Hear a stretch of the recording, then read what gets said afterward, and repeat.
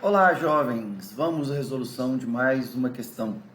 A questão relata que um pente foi utilizado para pentear cabelos secos e limpos e depois disso ele adquiriu a capacidade de trair pedacinhos de papel picado, como está mostrado na figura.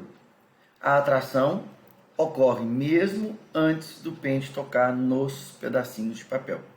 Ele quer saber por que acontece isso, por que acontece esse fenômeno. Vamos fazer o seguinte, vamos desenhar ali, dar um zoom na ponta ali do pente e colocar um pedacinho de papel aqui embaixo. Então a gente percebe o seguinte, quando o pente é atritado nos cabelos, ele vai se eletrizar. Se eletrizar, ou seja, vai adquirir cargas, vai trocar cargas com o cabelo. Vamos supor que nesse processo ele fique com uma carga negativa, como está mostrando ali. O pente ficou com carga negativa. Poderia ter ficado com carga positiva. Então aqui esses sinais estão sendo colocados ali. Ó. Sinais negativos significa que o pente tirou elétrons do cabelo. Então ele ficou com excesso de elétrons. Quando você aproxima do pedaço de papel, ele vai polarizar esse pedaço de papel, vai fazer que um lado dele fique com carga de sinal oposto ao do pente e o lado oposto com carga igual ao do pente. Isso antes de tocar.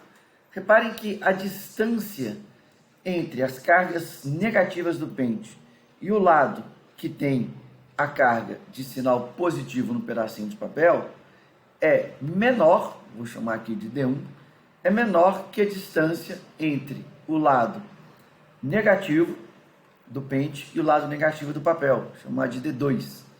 Esse fato das distâncias serem diferentes vai fazer com que ocorram forças diferentes. Existe uma força atrativa para cima, que eu estou chamando aqui de FA, e uma força repulsiva para baixo.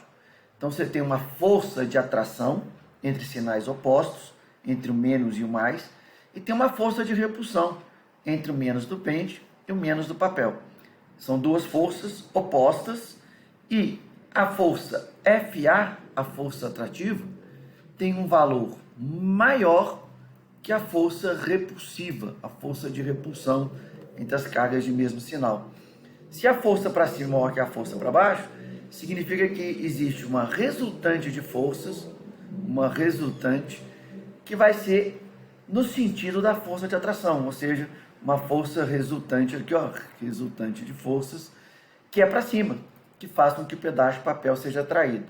Se essa força resultante elétrica, vale lembrar que essa resultante aqui é elétrica, for maior que o peso do papel, ele vai se mover em direção ao pente, por isso que ele é atraído.